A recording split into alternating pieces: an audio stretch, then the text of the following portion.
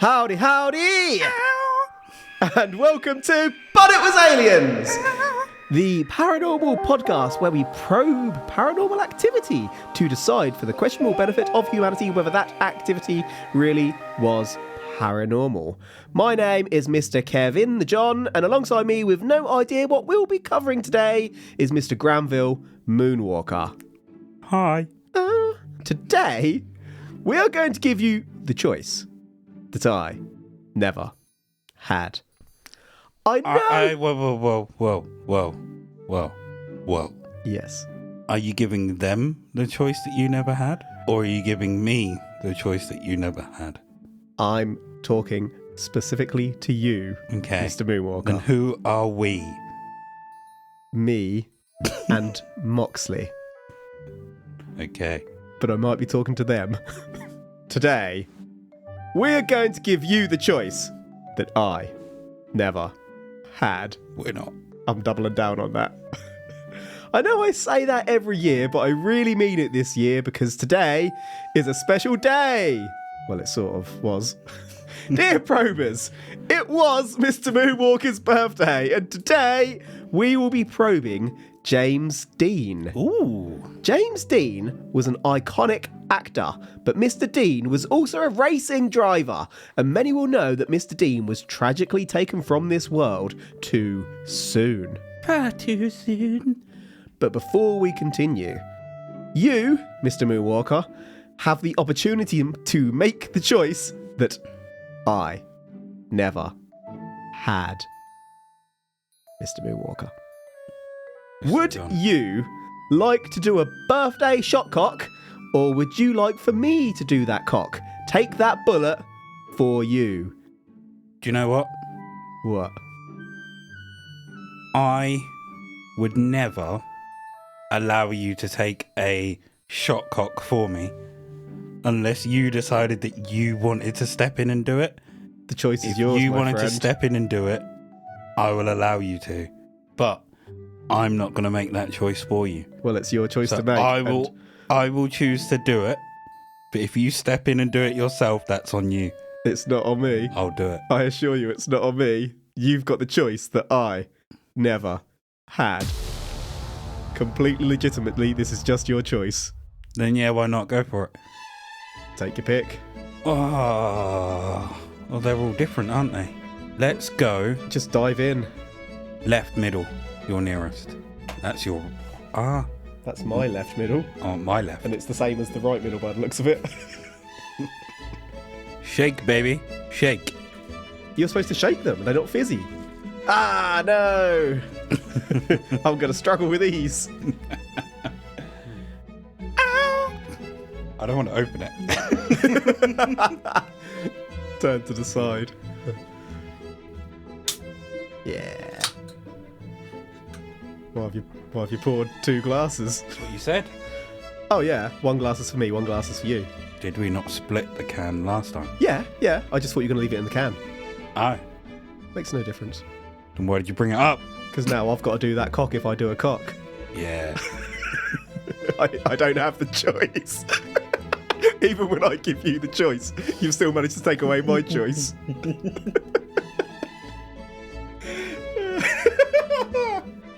That cock going down all right. Silky smooth. Beautiful, beautiful, beautiful cinema. So Mr. Moonwalker has decided to take 1 cock so far. We begin our tale today with a car.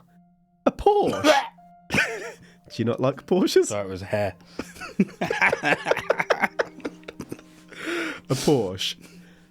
A Porsche that would today cost you at least $2,850,000, and some have gone at more than $5 million considering that 90 were built, but this specific Porsche would probably cost a fair whack more. The Porsche we are talking about is the Porsche 550 Spyder. This car was designed to be raced and usually finished in at least the top 3 in any race it entered, winning the Nürburgring Eiffel race in its very first event. This machine is legitimately an icon.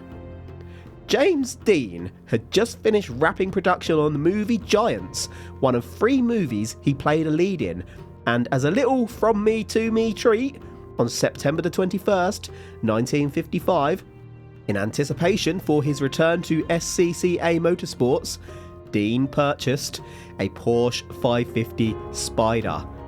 As with all top-level sports cars, the car had to be named, and so Dean named the car Little Bastard. The name would be very fitting.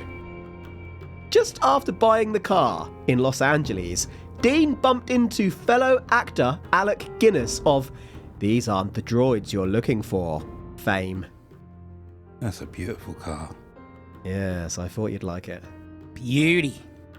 You have given me a little bit of detail about the car, specifically the 0 to 60. Yeah, and back in these days, this is incredibly quick, but remember, it's back in these days, the 50s. Absolutely. Could you imagine taking, like, a car from today back then, like, Back to the Future-esque, and be like, I'll race you.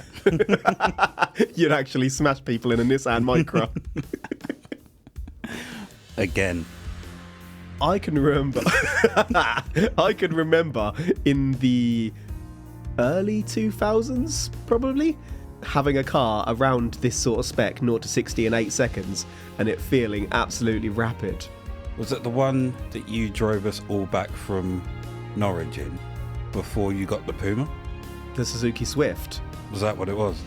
The thing that was basically hugging the floor and used to hit into speed bumps as you went over Yeah. them. Yeah, it's a Suzuki Swift, an old school Suzuki Swift. I thought you'd done it Had up. been completely done up by someone, not me. I just bought it that way. I was the idiot that bought it, not the idiot that done it. Was it that? No, I don't know. I was too young to even realise acceleration was a thing back then. It's A to B. Exactly that. So, That car have you... cost me less than I forget if I had it a year or 2 years, but I bought it for like £100 and then it failed its MOT quite significantly and I scrapped it for £50 more than what I bought it for. Bonkers. I don't know why the person who sold it didn't just scrap it. That had been through some times, that car. Admittedly, my first car was the Golf, and I bought that for $250. Didn't get it on the road because it had an oil issue, so it was waiting to be fixed. Yeah. During the winter, a heavy winter, it was sat under a tree. Everything fucking seeped through the seals and moulded it out. Scrapped it, same amount that I paid for it. Beautiful. If you had that's a bit of a stupid question. I was going to ask if you had a sports car, what would you name it?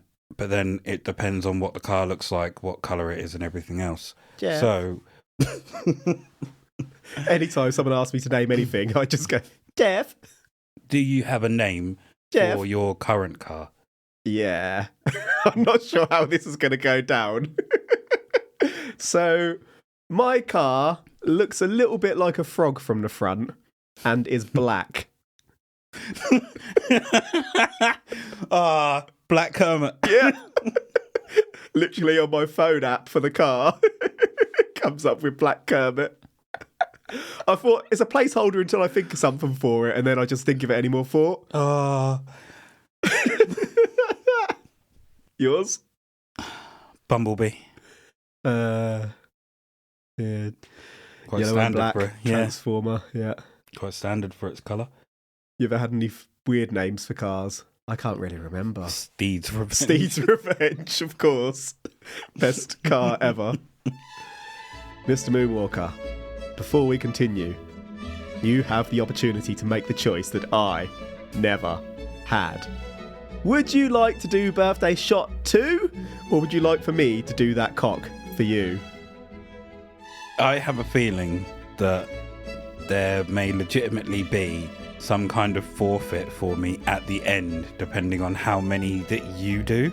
Therefore, that's why you're giving me the choice that you never had. Would I do such a thing? Yes. There's no other alcohol in this room other than what's in front of you, so I can assure you you're not going to have to drink some sort of dirty thing. There's probably going to be some sort of dirty thing in front of me that I cannot see right now. Like, technically, whatever's under your hat over there is in front of me. So, Yes. Suppose you're right. Do you know what? Mm-hmm. I'm going to go back on my word. You can do that just to taste how nice it is. It's good, is it? Mm-hmm. Come here, cock. I had to reach for that cock. Enjoy that cock. Gulp that down. I did proper neck that. Like I was in uni again. You enjoy the cock? I've definitely had worse. Interesting aftertaste. Very pleasant. Quite fruity. If Maybe someone's a come, mango. if someone's coming into this show fresh, having not heard previous birthday episodes of while you refer to them as cocks, they're going to be very confused right now. Very. Alec Guinness and his friend were in need of a table just as Dean was leaving a restaurant, and Dean offered them his table before showing them his little bastard.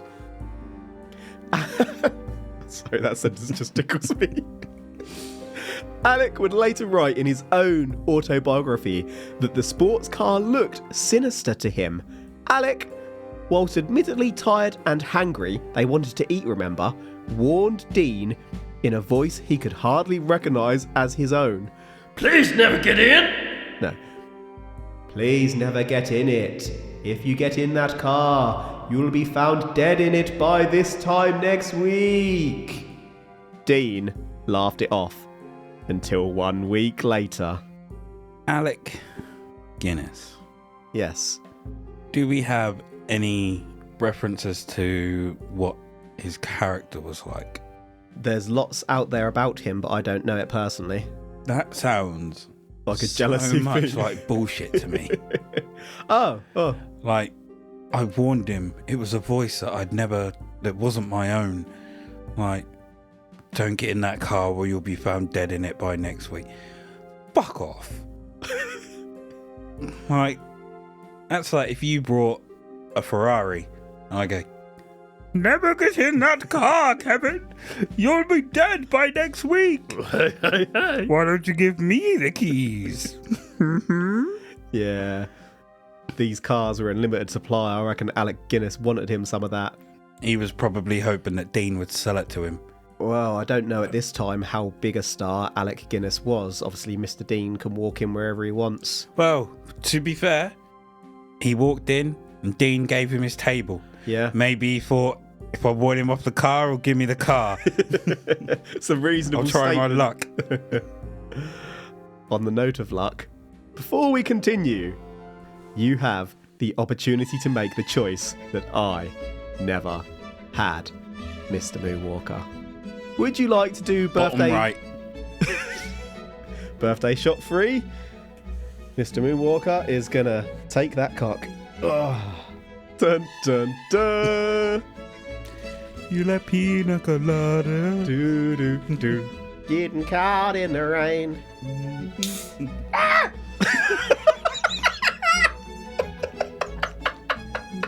It's not even fizzy. How did that happen? Oh, Jesus Christ. I got caught in the rain.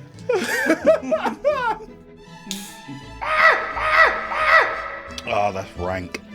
Oh no.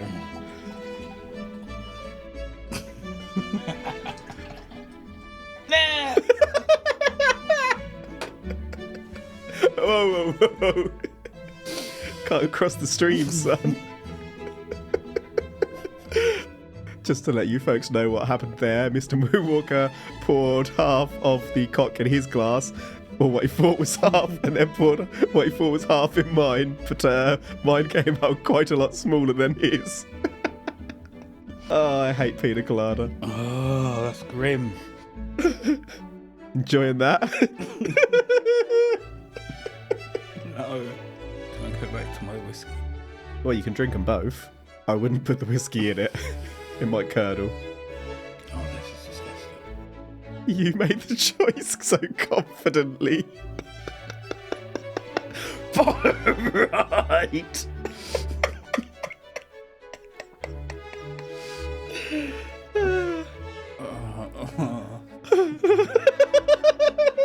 I've never seen you look so in pain.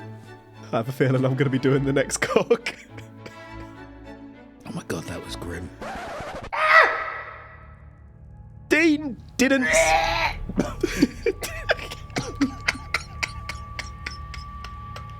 Dean didn't spend a second dwelling... That might be my favourite moment ever.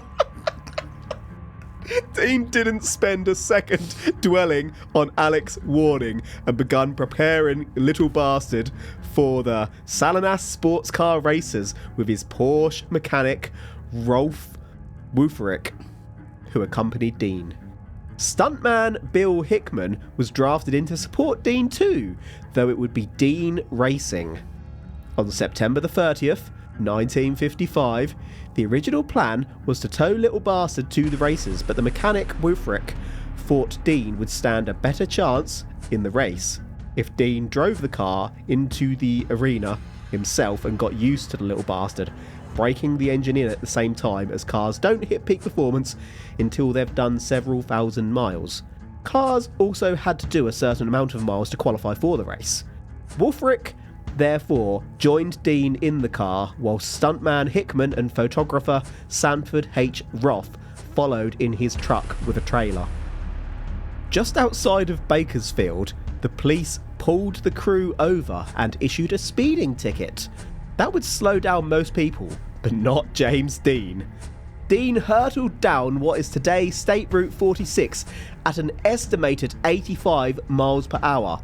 Also heading down the road in the opposite direction, east, was a black and white Ford Tudor driven by 23-year-old ex-Navy man and current California Polytechnic State University student Donald Turnipseed. Donald made a turn towards Route 41, crossing the central line. Dean saw the Tudor cross his upcoming path and tried to swerve, but was going too fast. Little Bastard collided almost head-on into the side of the Ford Tudor. Little Bastard cartwheeled 2 or 3 times into the ground and came to rest off the shoulder of the road in a gully. The much heavier Tudor slid 39 feet down the road. A lady with nursing experience was among the witnesses and tried to tend to Dean, reporting a weak pulse in his neck. Dean was pulled from the wreckage before Highway Patrol arrived, and I won't go into detail, but he was in a pretty grim way, including a broken neck, internal and external injuries. Donald received minor facial injuries. Wooferich had been thrown from the vehicle and was out cold on the shoulder of the road. Both he and Dean were taken to the Paso Robles War Memorial Hospital by ambulance. Wooferich required immediate surgery but survived. Dean was pronounced dead on arrival at 6:20 p.m. Dean was 24 years old. Considering that car was a convertible and it cartwheeled 2 or 3 times, I'm not surprised at the condition that they would have been found in. Yeah. Also, what I am surprised by is how rugged the Ford was. Took that impact, slid down the road, and he only had facial injuries. Suppose that was from the glass breaking and... Yeah, I'd expect so. So, Greybeard has shown me some pictures of the Porsche, and it is in a bad way. Yeah, it's not nice. You've added something here, and that's exactly what I thought the moment you said it. There was 4 of them heading to the race. Why was there a stuntman? Yeah, what do you need a stuntman for? I don't really know much about this other than that he died in a car accident. But I don't understand why a stuntman is needed for a race. Unless they do some silly shit before a race, some like donuts, figure of 8s hanging off the side of the car and like steering it just to whip the crowd up before the race or after. I just don't understand. Maybe he was just pally with Dean and really liked Porsches, so came along for the ride. I don't understand why. Maybe he was be there. Part of his stuntman skills were being good with cars and he could really break it in. Yeah. Bizarre. To be fair, did the stuntman look like Dean? I don't actually know. Because if he did, I'd be like, is he the one that's actually racing? Patsy. Well, I guess we'll never know now. Before we continue... You're doing it. 2-2 then. You seem to enjoy that way more than I did. Pina colada is one of my least favourite drinks in the world, so I just made sure I didn't taste it as much as possible. Opened your gullet. Yeah, pretty much. Guzzled. Oh, I can feel it sitting on my tummy. It's because it curdles with everything, doesn't it? So it's having a party inside us right now. Moving on before I throw up. I don't like pina coladas. do. I'd rather be caught in the rain. I think I need some health food. I'd rather have some champagne. I'm gonna wake up at midnight. My butt's burst into flames. The car was, of course, declared a total loss by the insurance company, and the little bastard was moved to a salvage yard to make sale. Even a screwed up car can be sold for parts. Gotta get that money, yo! This, it turned out, wasn't the last the world would hear of this particular vehicle.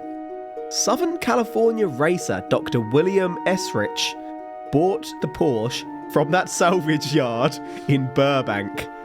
Esrich tore the Porsche down for parts and found that the engine was salvageable, so Esrich installed the engine into his own Lotus 9 race car, dubbing it the POTUS.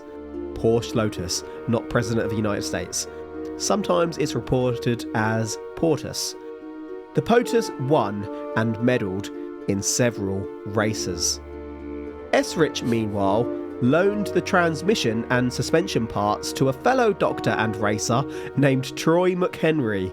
Both drivers planned to enter the 1956 Pomona sports car races. During the race, Esrich crashed the POTUS, though luckily Esrich did survive. McHenry wasn't so lucky.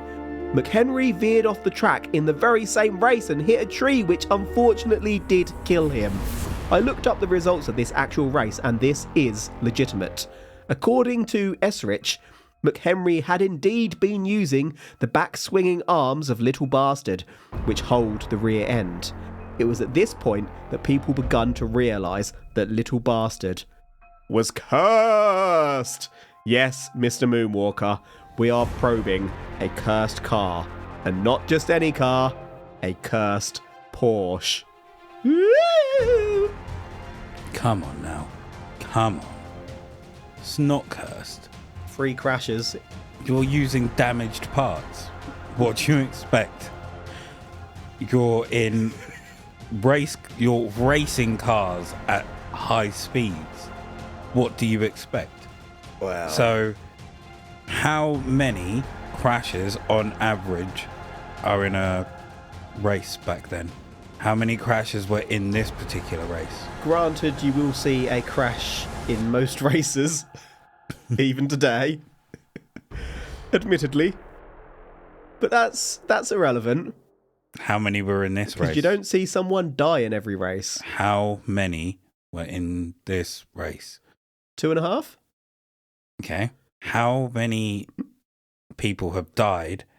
Also, I know you just pulled 2.5 out of your ass, but how many? Well, I think one of the accidents involved someone else, so... Drivers have died. I don't have during that a race. information. Would you like me to pull out of my arse for you, though? Yes. 7. 1. McHenry. He was a doctor. Couldn't bring himself back to life, though. So it's a whole case of normal shit happening here, and people are putting it down to a cursed car. A Porsche, no less. Yeah. Now, we all know the Porsche is the angel's car. Wow. At this point, before we continue, you have the opportunity to make the choice that I never had. Okay. Mr. Moonwalker, would you like to do Birthday Cock 5, or would you like for me to do that cock? It's presently 4-4, 2-2, on 4. We've had 2 each. My left, bottom. Yeah. Cock in the bottom. I can't decide if I wanted or didn't want that to be.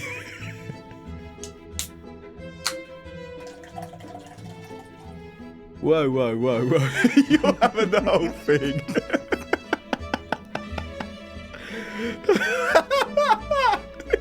Mr. Moonwalker was really keen to take that cock. He was absolutely jonesing. Bought the damn whole So thing. good I'll take it twice.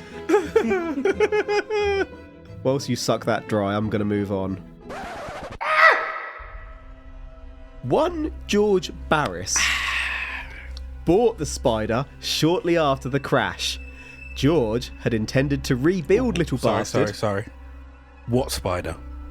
The Spyder we've been talking about the whole episode. Did the last guy not buy the entire car, or did he just take the transmission? So it's obviously gone to junk again. But Okay.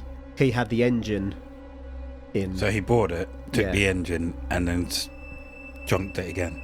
Yeah. Okay. Had to get my head around that, but yes.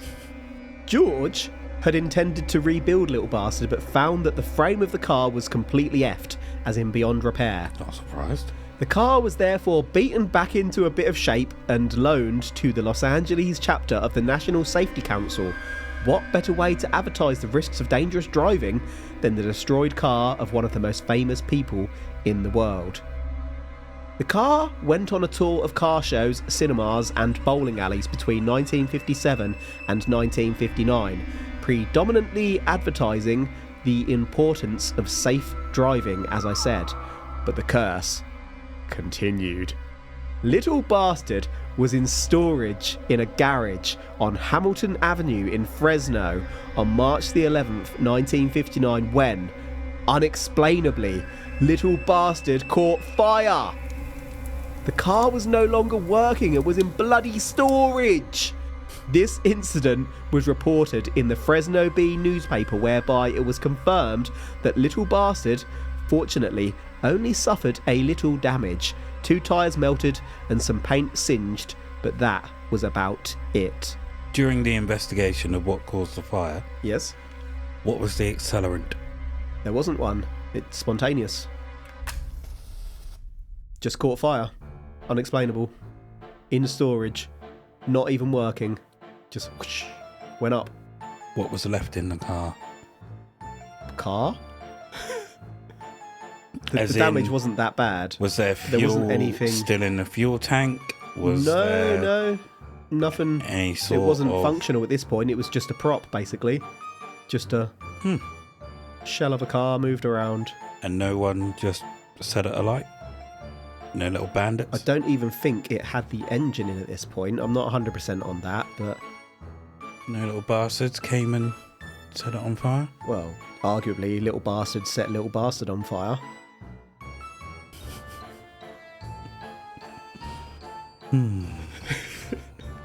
Do you reckon it just wants to be done now?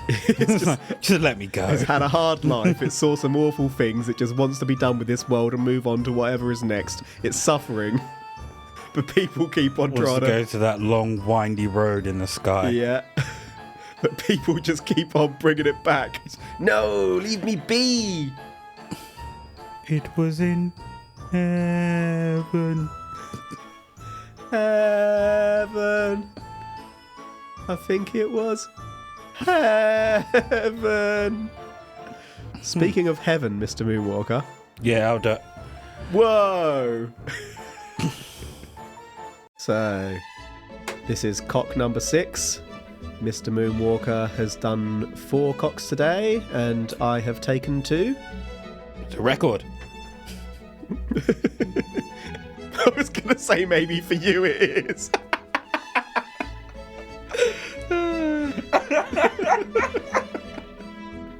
Yes, it is. People clearly didn't heed the warnings, because next, Barris sold a pair of tyres from the car and both tyres blew out on the new owner, causing the new owner to crash. That's really not surprising when they'd been in a fire. It's not known whether this crash was fatal, but the car went on. The tyres are compromised. Why are you using them? Well, technically only 2 of them mushed up. You got 2 users there. The car went back on display in Sacramento, whereby it was reported that the car fell from its display and landed on an innocent bystander, breaking that bystander's hip. The car is said to have struck again shortly after, where again, whilst on display, the car fell on and killed George Barkas, a driver who had transported the car to another road safety expo. It boggles the mind that people were still messing with Little Bastard at this point. Stop putting it on display. Draw a salt line around it and stay the other way. Maybe that's what did actually happen, because from here, the breadcrumbs disappear. Whilst being transported from Los Angeles to Miami via a sealed train boxcar during 1960, upon arrival, it was found that the little bastard had disappeared. People searched, but there was just no sign of the main chunk of the vehicle. In 2005, $1 million reward was offered for information about the car, but still, nobody came forward. Little bastard was gone. That car is sitting somewhere in Mexico. That is someone's sofa. Or it's on display. Yeah, in like someone's car garage, underground, not seen to the general public, but when a trusted friend comes round, they whip out the special display. It's one of those black market items. Isn't it? With the car keep falling, I reckon it just wasn't safely secured. Possibly, yeah. I mean, if you're looking to the logical... Which, always. But at some point, you've got to start asking yourself, how many people has this car got to kill? It's getting away with it. It's more, how many people are going to die from other people's stupidity?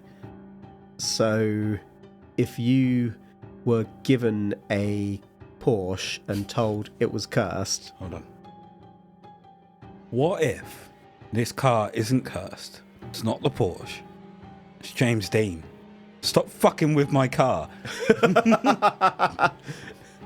I want it buried with me, damn it. It's mine, my pride and joy. People are taking his car and he's seeking revenge. Yeah, he wants to go to that special place, but he can't because he's tethered to that car. They keep taking parts of the car. Yeah. He's like, I fucking need this car. Need it all together so I can move on. So I can go. In my car. Back to heaven. I think I was in heaven. But yeah, no, this is stolen and it's in some black market place now. It's been nicked. Some and to be fair, black market if car you were a slightly shady, well-resourced, rich business person, for example, this is a type of item you probably would want for your private collection. Why would you want things that you can go out and buy and everyone can have? You're going to want something that no got one a story can have. That's a one-off. Before we continue, you have the opportunity to make the choice that I never had, Mr. Moonwalker. Oh. Would you like to do birthday cock number 7? Your left, bottom corner. Yeah. There. Your bottom, not mine. There you go, sir. Your ass. Doing my ass. Also, I never said I was doing this. I didn't. just told you which one to call. Wow. Indeed. But you have poured some in your glass, so presumably you're doing some at some point. Why do I keep pouring more for me? You're going to call me an arsehole for that? I had no part to play in that.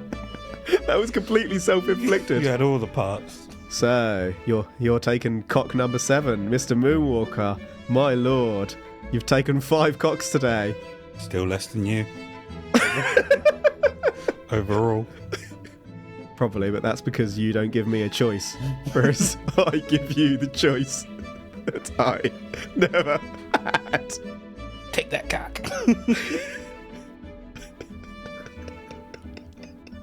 No, George Lucas. Well, The paranormal theory here is that either the car was full of negative energy from Dean's death, or somebody placed a curse on the car either to get at Dean or F with Porsche. Maybe there was a deal with a demon involved in obtaining the car. On the curse to get at Dean angle, several actors despised Dean because he had a tendency to improvise rather than stick to written lines, and we know Hollywood is into some shit. It's not hard to believe someone may have targeted Dean, though we don't have any evidence. So are you saying he was the original Will Ferrell? Possibly, yeah, only much more serious. If this was an attempt to tarnish the reputation of Porsche themselves, Porsche's founder, Ferdinand Porsche, was a member of the Nazi Party, so it's reasonable to believe that the company may have had an enemy or two. Just so people don't think we're being unfair to Porsche, there are plenty of vehicle manufacturers with difficult histories with the Nazis, for example, Mercedes-Benz. But if someone wanted to get at Porsche, what better attempt to hit their prices than to cause an accident involving one of the most famous people in the world? Again, so we have no evidence of that. Are you telling me that I love Nazi cars? That's exactly what I'm telling you. The Nazi Party had like exclusive deals with lots of, well, I say lots of. And Adidas and Nike. Yeah, Adidas in particular. I'm not sure on Nike actually. Yeah, not Nike. I think Adidas, Puma. There was someone involved in setting Someone up Adidas and Puma that veered off. Yeah, I think anyway. it was someone within Adidas veered off and set up Puma.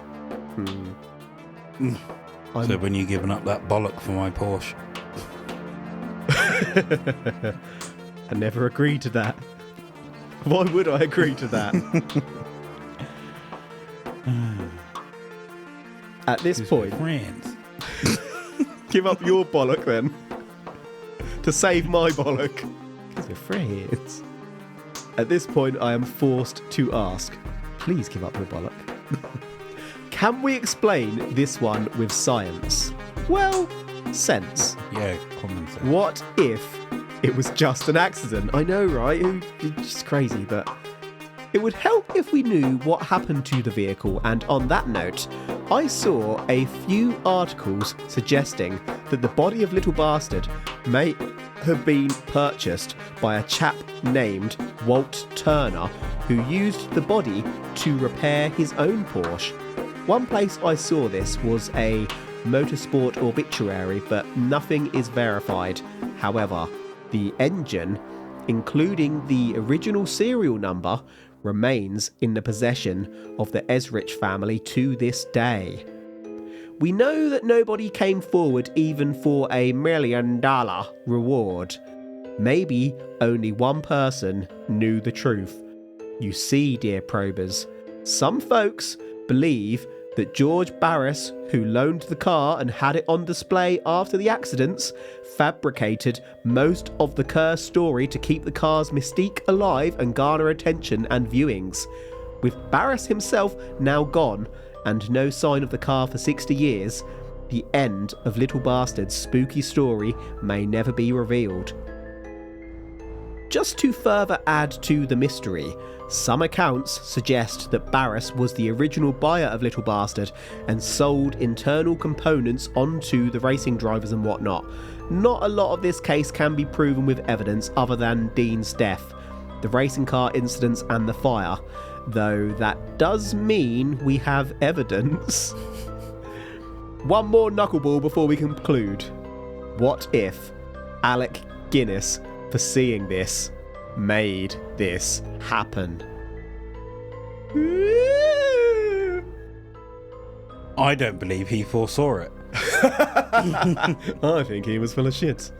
I think he just wrote it as part of his book to, sell his book. He might have said it, but I don't believe he did. It's too weird. Like, you don't. If your friend remember it in that detail as well. If your friend buys a really nice fucking car, you don't go, don't get in that car, you'll be dead within a week. Like, that's really fucking weird. No one says that. Yeah. And if he's saying that it was said in a voice that wasn't his own, is he saying that an angel spoke through him? Possibly, or that he just had a vision. I don't know. He was like, hey, that's a really nice... Don't cry, that car. You'll be dead within a week. Oh, I'm going to have steak. See, I don't believe that shit. Yeah, I've clocked onto that. In summary, we've covered the case of Little Bastard, a Porsche 550 Spyder involved in the sad death of James Dean and several other incidents. In Los Angeles, Dean bumped into Alec Guinness, who warned Dean that the car would be the death of Dean within a week. It was. Dean famously died whilst driving Little Bastard to a race. The driver of the other vehicle involved in the crash was student Donald, who only ever spoke about the accident publicly once and went on to live a fairly successful life career-wise before passing away from lung cancer in 1995 at the age of 63. Dean's mechanic, who was thrown from the car during the accident, Woofrich, went on to pass away in 1981 at the age of 53 when he crashed into a residence. He was removed from the vehicle and died at the scene, just as Dean is believed to have. Little Bastard itself went on to be salvaged in two vehicles who both crashed in the same 1956 race, with driver Troy McHenry passing away after hitting a tree. George Barris bought the car, but it was effed, so he loaned it to the LA National Safety Council to tour promoting safe driving. In storage, Little Bastard caught fire but survived. Wheels sold from Little Bastard were involved in a crash. Next, on display, the car fell, breaking a bystander's hip. Then, Little Bastard fell on and killed George Barkas, the man who had driven the vehicle to the safety expo. Then, when being transported, the car vanished from a sealed train. Abracadabra! $1 million reward didn't bring forward any new information. Some believe that now deceased owner George Barris created most of the details of the curse to drum up interest. Others believe that Little Bastard was indeed cursed, or created, or obtained on some sort of monkey's paw or deal with the devil scenario. Mr. Moonwalker believes it was Obi-Wan Kenobi. I ask you, was Little Bastard cursed? No. Whoa, we shot a little bit ahead of ourselves there. Okay. Are you saying that it was cursed? No. Thank you. Anything to add, or just flat out no? The whole putting out $1 million reward for any information. If you've hidden that yourself, that's a really clever ruse to drum up interest. I wonder, what was his name?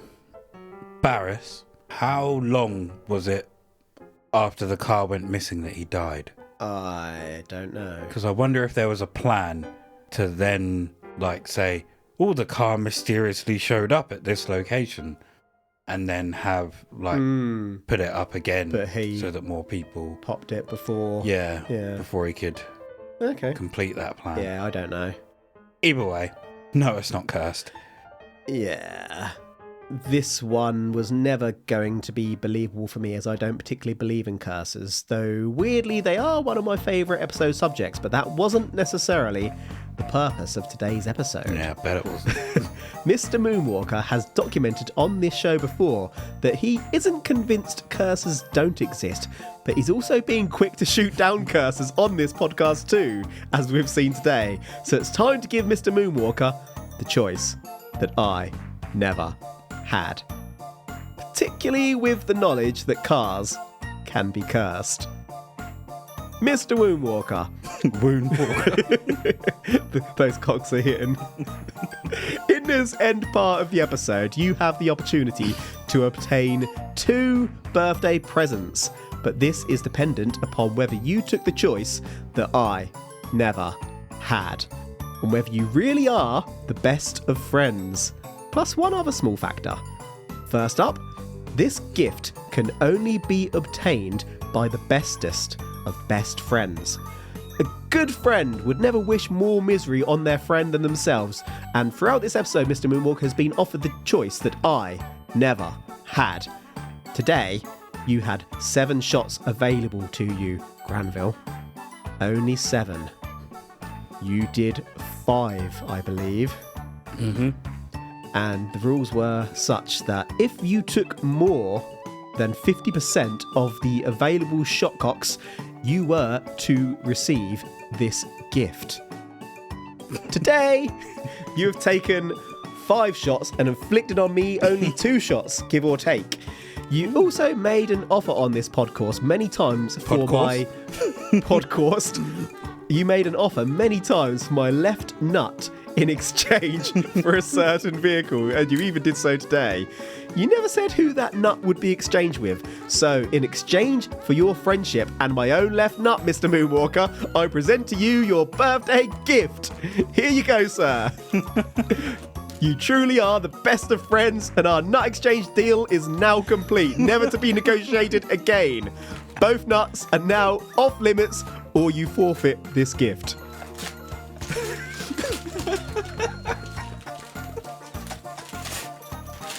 Yes! Provers, I have in my hands 1967 Shelby GT 500, the Ford Mustang Eleanor from Gone in 60 Seconds. Kev, that's amazing. Thank you, son. I had to look high and low for that fuck. Now, Mr. Moonwalker, would you accept a gift Porsche if a Porsche was cursed? This answer is final. Would I accept a Porsche if it's cursed? Yes. Yeah, it's a Porsche.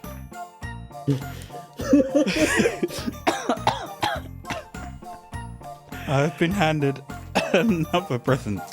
Yes, Mr. Moonwalker. As I am the best of friends, and as requested by you on my 2024 birthday, I have purchased you a Porsche. Many Porsches, in fact. These Porsches may or may not have been cursed by a listener of the show with a belief in and some ability pertaining to the occult, but it is now yours to love and to cherish for the rest of your days. Sure, those days may now be numbered, but not many can say they have felt the joy of a Porsche, a lifetime of happiness, no matter how long that lifetime may be. Okay. Here you go, sir. Happy birthday to you. Why, thank you. So in front of me, I have 5 Porsches. Porsche Panamera Turbo, Porsche 911 GT3 RS, beautiful car in red. Yeah. Porsche 934, Porsche 917, and the Porsche 718 Boxster. So, slight deflator here. The 911 GT3 I ordered was in yellow and black, but it turned up in red. Oh. And it was the only one. So That's still fucking awesome. But you have the opportunity to redeem yourself. For what? Because if you remember, in your birthday episode, I gave you a price that those Porsches should be. It was no less than £200,000. So, next year, I hope to be the owner of a yellow and black Porsche 911 GT3 RS. Thank you, son. You're welcome. You're the one best friend that anyone could have. With that, that is a wrap for today. Thank you for listening to But It Was Aliens. Yarr.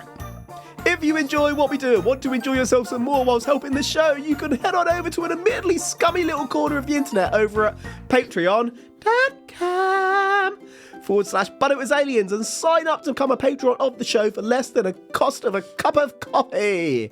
There each month, we release bonus episodes we call Side Probes, where the reins are off and we delve into more widely paranormal topics, history, mystery and conspiracy, not too dissimilar to what we've covered today. You can share episode suggestions with us on the Twitter at But It Was Aliens. Oh yeah, Twitter! You can also say hello on Facebook, where connected to But It Was Aliens is a secretly public private group called Extraterrestrial Towers. Being a member of Extraterrestrial Towers grants you protection from the aliens when they invade. There's been a weirdly high number of automobile incidents these past few weeks by the towers, and there's a vicious rumour going around that we've been putting pieces of little bastard into all of our members' vehicles to cut costs. But as always, don't believe the rumours, folks. We're actually using broken parts from a wide range of damaged vehicles, so rest assured, it isn't James Dean's curse that will get you. Probably. That is it for this episode, so until next time, has Rick Astley ever made it through Lent? The truth is up there. Hashtag bro.